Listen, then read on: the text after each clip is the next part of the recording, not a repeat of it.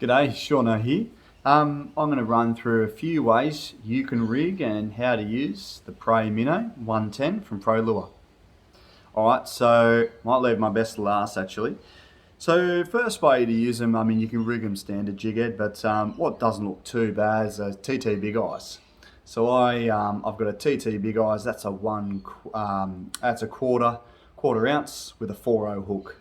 These Prey Minnows run really well on a 4.0.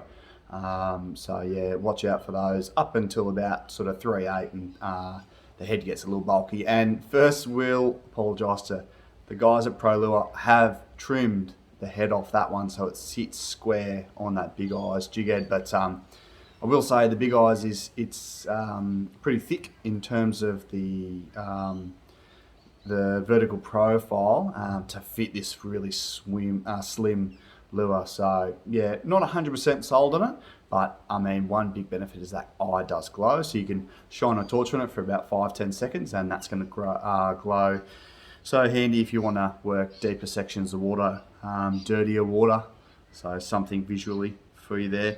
The other way is weedless, and so I don't mind a weedless. So I've caught plenty of flathead on the weedless profiles, and especially when it's a little bit colder and flathead is seeking some of the warmth that the weed bed puts out, or sitting adjacent weed bed for ambush points as well. So a few features they like when it comes to weed. The weedless profile with again, I think that's a TT, I don't know, some kind of locking weight. And yeah, look, I've thrown a bit of homemade goggle eye action on there for you.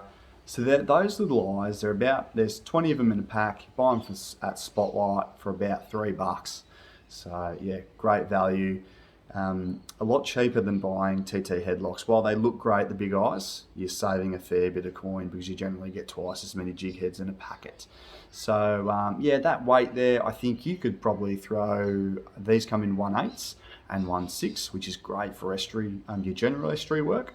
If you want to throw against a rock wall that's getting smashed by current, which I love doing, either a big run in or a big run out, that corner of the rock wall that cops a lot of the current, or even the first point in a bend along a wall.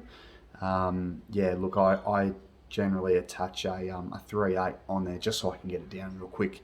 And these little profiles, they will sink pretty quickly, so you won't have too much problem with current, so long as you're not fishing over sort of 12-pound braid, I guess. You could always go heavier, but I just like to fish that nice light braid, so you can really get that lure down there without that line, that thicker diameter line, really pulling that bait upwards in the current.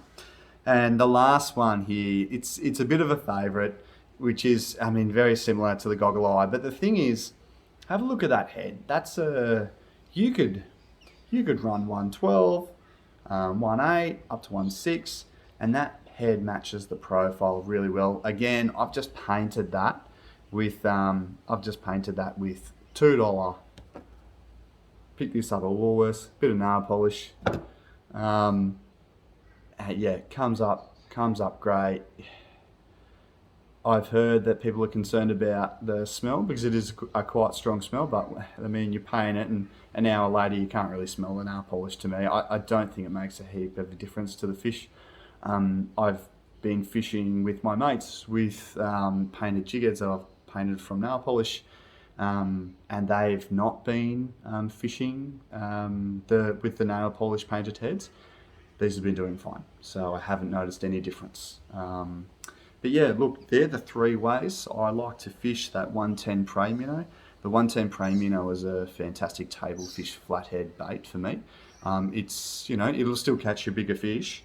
There are bigger baits for that, and I will go into that in a separate video. But if you are looking for a feed, this is just one of my go-to lures. This is sort of top two, and the other one is probably my absolute go-to lure. So yeah, watch around for some more sort of Pro Lure reviews for which lure that is. All right, thanks guys. Keep fishing, keep casting.